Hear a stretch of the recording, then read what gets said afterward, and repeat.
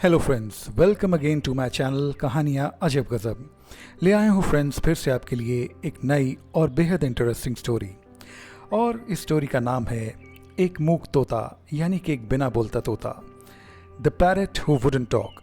Friends, again इस कहानी को लिखा है मिस्टर रस्किन बॉन्ड ने, और ये बहुत ही इंटरेस्टिंग स्टोरी है, इसलिए प्लीज़ इस कहानी को एंड तक ज़रूर सुनें। फ्रेंड्स, अगर अभी तक आपने मेरे चैनल को सब्सक्राइब नहीं किया है तो प्लीज़ मेरे चैनल को सब्सक्राइब करें। चैनल को लाइक, शेयर और कमेंट करना ना भूलें। बेल आइकन भी ज़रूर दबाएं ताकि आपको रेगुलर नोटिफिकेशंस मिलती रहें। तो friends, let's start with the parrot who wouldn't talk. तुम सुंदर नहीं, ना बोल सकते हो, ना गा सकते हो, ना ही नाच कर दिखा सकते हो। इन शब्दों के साथ रूबी आंटी ने उस छोटे प्यारे पक्षी को कोसा जो कि एक तोता था, और उस बेचारे तोते ने अपनी बेबस बेचारी नज़रों से अपने इस लोहे के पिंजरे से सबको निहारा जो मेरी दादी के इस बंगलों के बड़े वरांडा के एक कोने में था। मेरी दादी का यह बंगला उत्तर भारत के एक शहर में था।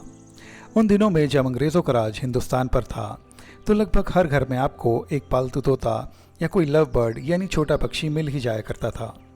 कभी कभी ये पालतू पक्षी गज़ब की बातचीत करते, नकल तक करने लगते और मंत्र भी दोहराते, या फिर अगर कोई माँ अपने बेटे को कुछ कहती तो ये उसकी नकल भी करते, जैसे पढ़ो बेटा पढ़ो, स्टडी चाइल्ड स्टडी, या फिर इंग्लिश में कुछ शब्दों की नकल करते जैसे don't be greedy, don't be greedy. पर यह सब बातें किसी पक्षी या तोते को कुछ समय पश्चात ही आती, या फिर तब आती जब तक कोई उन्हें इन बातों को लगातार बोलता ना रहे। घर का कोई सदस्य या फिर रोज़ घर पर आता कोई व्यक्ति। पर हमारा ये तोता तो कोई भी बात करना नहीं चाहता था।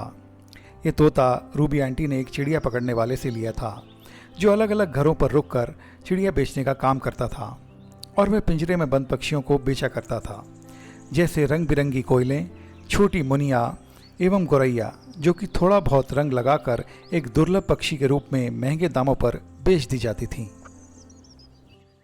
हालांकि मेरे दादाजी और दादी जी को किसी भी पक्षी को पिंजरे में एक पालतू पक्षी के रूप में रखना पसंद नहीं था, पर घर में रूबी आंटी के खिलाफ जाने की कोई हिम्मत नहीं करता था, और सबको उनका भयंकर गुस्सा मालूम था। एनीवेज, उन्होंने फिर भी इस तोते को पालना चाहा और उसको बोलना सिखाना चाहा, पर उस तोते ने तो रूबी आंटी की हर बात को सीखने से इनकार कर दिया और पिंजरे में चुपचाप रहना ही अच्छा समझा। अब रूबी आंटी उससे बहुत उम्मीद करती कि वह तोता उनसे बोलना सीखे और कुछ बोले। रूबी आंटी कहती किस किस और अपने मुंह को उस प्यारे पक्षी के पिंजरे के पास ले आती, पर यह तोता तो पीछे हट जाता और अपनी छोटी छोटी आंखों को बेहद गुस्से से भर लेता, क्योंकि उसको रूबी आंटी का उसको किस करना बिल्कुल पसंद नहीं था। और एक दिन ऐसे ही रूबी आंटी उस तोते के पिंजरे के नज़दीक गईं और उस तोते को फिर से अपने पास बुलाया, पर तोता इस बार बेहद गुस्से से भर गया और अपनी चोंच से रूबी आंटी का चश्मा उनकी नाक से नीचे गिरा दिया। बस फिर क्या था, अब तो रूबी आंटी का गुस्सा 7वें आसमान पर था। वह इस तोते से बुरी तरह चिढ़ गईं और बुरी तरह से इस तोते से व्यवहार रखने लगी। वह इस तोते को गुस्से में झुंझलाकर कहती, तुम किसी काम के नहीं हो, ना बात कर सकते हो, ना गा सकते हो, ना ही नाच सकते हो, और फिर और भी बहुत कुछ भला बुरा उसको कहने लगती। फिर कुछ वक्त बीता और फिर एक दिन एक बहुत अच्छी बात मेरे साथ हुई। मुझ 10 साल के लड़के को इस तोते का भरण पोषण दे दिया गया।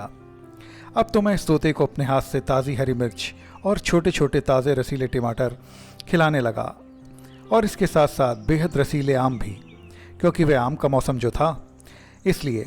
और फिर इसी बहाने से मुझे भी मौका मिलता कि मैं भी कुछ रसीले आमों का मज़ा उठा लिया करता। मगर एक बार की बात मुझे याद है। एक दोपहर में जब सब लोग घर के अंदर दोपहर की नींद ले रहे थे, मैंने इस तोते को उसका खाना दिया और गलती से उसका पिंजरा खुला छोड़ दिया। कुछ ही सेकंड्स के बाद वह तो उस पिंजरे से उड़ा और सीधा जाकर आम के पेड़ पर बैठ गया। यानी कि ये तोता अपनी आज़ादी के लिए निकल पड़ा और सीधा जाकर इस आम के पेड़ पर बैठ गया। उसने उस पिंजरे से अपनी आज़ादी को पा लिया था। मगर उसी वक्त दादाजी वरांडा में आ पहुँचे और कहा, मैंने देखा तुम्हारी आंटी का तोता उड़ गया है पिंजरे को छोड़कर, ये क्या हुआ? मैंने हकलाकर कहा, इस पिंजरे का दरवाज़ा थोड़ा ढीला था, इसलिए। मगर मुझे लगता नहीं अब हम उस पक्षी को कभी दोबारा देख पाएंगे। अब रूबी आंटी पहले तो बहुत ही दुखित हुईं, पर फिर से उन्होंने पूरे घर को धमकाया कि वह दूसरा तोता ज़रूर लाएंगी। हमने उन्हें कहा कि इसकी बजाय हम उन्हें एक सोने की मछली वाला शीशे का मटका ला देंगे, यानी गोल्ड फिश बोल। पर उन्होंने भौं सिकोड़ते हुए कहा, गोल्ड फिश बात नहीं करती, तुम्हें पता नहीं? इसी बात पर दादाजी बोले, पर तुम्हारे तोते ने भी कभी नहीं करी रूबी। मैं तुम्हारे लिए एक काम किए देता हूँ, तुम्हें एक ग्रामोफोन ला देता हूँ जिससे तुम पूरे दिन सिंगर क्लारा क्लर्क को सुन सकती हो। वो कहते हैं कि क्लारा एक नाइटिंगेल की तरह गाती है। अब इस बहस के बाद मैंने सोचा कि शायद दादाजी सही थे, हम उस पक्षी को शायद अब कभी भी ना देख पाएं। और इसी तरह से काफ़ी दिन बीत गए, पर शायद उसने यानी कि उस तोते ने उन ताज़ी हरी मिर्चों की कमी को महसूस किया होगा, उन रसीले छोटे टमाटरों को और आम को भी बहुत ज़्यादा मिस किया होगा। और कुछ दिन बाद ही मैंने इसी तोते को अपने वरांडा की रेलिंग पर बैठे हुए पाया और बहुत ही अपेक्षा भरी नज़रों से एक तरफ झुकी हुई गर्दन के साथ इस तोते को अपनी तरफ देखते हुए भी पाया। अब मैंने भी एक उदार मन के साथ अपना आधा आम इस तोते को दिया, पर अभी वह तोता इस आम को खा ही रहा था कि रूबी आंटी अपने कमरे से बाहर आईं और इस तोते को देखते ही चिल्लाईं, देखो मेरा तोता वापस आ गया, उसने मुझे ज़रूर मिस किया होगा। और रूबी आंटी की बात सुनते ही तोता अपनी आवाज़ में चिल्ला कर उड़ा और पास के गुलाब की झाड़ी पर जाकर बैठ गया। उसने अब रूबी आंटी की ओर देखा और रूबी आंटी की आवाज़ में दोहराया, तुम सुंदर नहीं, ना बोल सकती हो, ना गा सकती हो, ना ही नाच सकती हो। अब रूबी आंटी सच में रूबी रेड हो गई, यानी गुस्से से लालम लाल हो गई और तुरंत घर में वापस चली गई। पर यह बात यहीं ख़त्म नहीं हुई। वह तोता इस बगीचे का अक्सर आने जाने वाला मेहमान बन गया। और मज़े की बात तो ये कि वह जब जब रूबी आंटी को देखता तो वह उन्हीं के स्टाइल में बोलता, तुम सुंदर नहीं हो, ना बोल सकती हो, ना गा सकती हो और ना ही नाच सकती हो। पर कुछ भी था, ये मूक तोता यानी कि ये बिना बोलता तोता अब सच में बोल पड़ा था। तो फ्रेंड्स, ये थी कहानी the parrot who wouldn't talk bye Ruskin bond.